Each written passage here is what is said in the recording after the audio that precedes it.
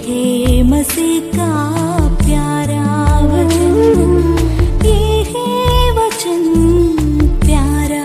परमेश्वर के धन्य नाम की महिमा हो। प्रभात मनन के सत्र 2196 में आप सभी का बहुत ही विनम्रता के साथ स्वागत करता हूं। आइए आज के मनन के लिए हम बढ़ते हैं याकूब अध्याय 1 पद 5। और यदि तुम में से किसी को बुद्धि की घटी हो तो परमेश्वर से मांगे, जो बिना उलाहना दिए सबको उदारता से देता है और उसको दी जाएगी। कल मुझे एक भाई प्रार्थना के लिए एक विषय व्हाट्सएप के द्वारा भेजा। वो अपनी गाय के लिए प्रार्थना मांग रहा था। निम्न गाय के पेट में कोई समस्या है, इसलिए उस गाय की चंगाई के लिए वो प्रार्थना चाह रहा था। मैं उस भाई का मजाक उड़ाने के लिए ये बात अब नहीं कर रहा हूँ। प्रभु से कुछ भी मांगने का अधिकार हमें है, क्योंकि हम जो उद्धार पाए हैं प्रभु की संतान है। यद्यपि प्रभु से कुछ भी मांगने का स्वतंत्रता हमें हो, प्रभु हमसे उम्मीद करने वाली प्रार्थनाएं भी होती है। जब हम प्रभु की इच्छा के अनुसार अर्थात प्रभु हमसे उम्मीद करने वाली प्रार्थनाएं करते हैं, प्रभु हम पर प्रसन्न होता है। प्रारंभ में पढ़ी गई पद में ऐसी ही एक प्रार्थना का जिक्र किया है। पर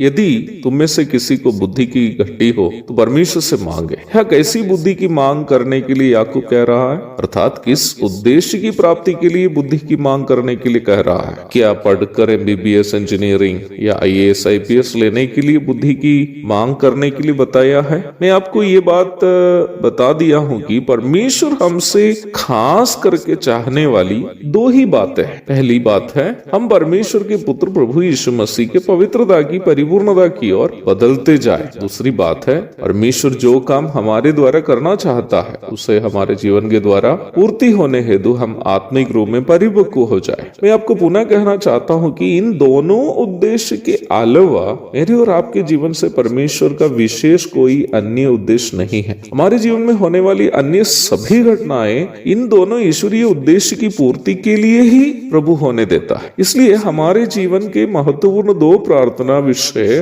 प्रभु के स्वभाव में हमारा परिवर्तन और प्रभु हमारे जीवन से जो काम करना चाहता है उसे होने देना, ये दोनों होना चाहिए। जीवन के हर क्षेत्र में जो भी घटनाएं हो रही है उन सब घटनाओं को प्रभु इन्हीं दो उद्देश्य के कारण ही हमारे जीवन में होने देता है। तब हमें कैसी बुद्धि की आवश्यकता है? जीवन में तरह तरह की घटनाएं जब घटती हैं, विशेषकर हमें परेशान करने वाली घटनाएं, हमारा एक महत्वपूर्ण दायित्व उस समय यह है कि हम उन परिस्थितियों में प्रभु पर भरोसा करते हुए ये जानने की कोशिश करें कि निम्न घटनाओं के पीछे की प्रभु की इच्छा को जानकर उसके अनुसार हम प्रतिक्रिया कर सके, ताकि निम्न घटनाओं के द्वारा अथवा निम्न परिस्थिति में हम प्रभु के नैतिक स्वभावों की परिपूर्णता की ओर बदलते जाए और वैसा ही प्रभु हमारे द्वारा अपना उद्देश्य को पूरा कर सके। ऐसी प्रार्थना करने के लिए हमें बुद्धि की आवश्यकता है, अर्थात हमारे जीवन में होने वाली हर परिस्थिति में प्रभु के स्वभावों को अपने जीवन में लागू करने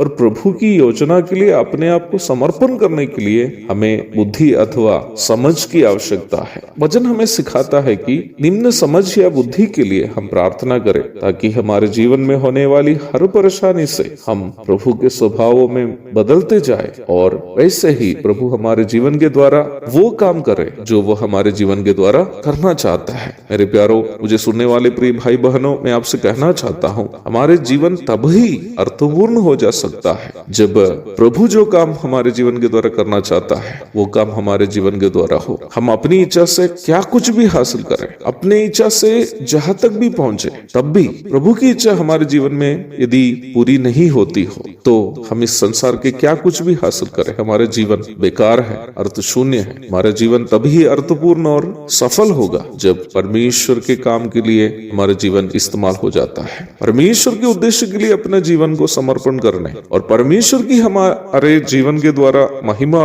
होने के लिए हमारे जीवन को समर्पण करने हेतु हमें वो आत्मिक समझ की आवश्यकता है, वो बुद्धि की आवश्यकता है। उसी के लिए प्रार्थना करने हेतु याकूब हमसे आग्रह कर रहा है। एक और शुभ दिन की धन्य कामनाओं के साथ आज का मनन मैं यहाँ समाप्त कर रहा हूँ। प्रभु आप सबको आशीष दे। आमीन।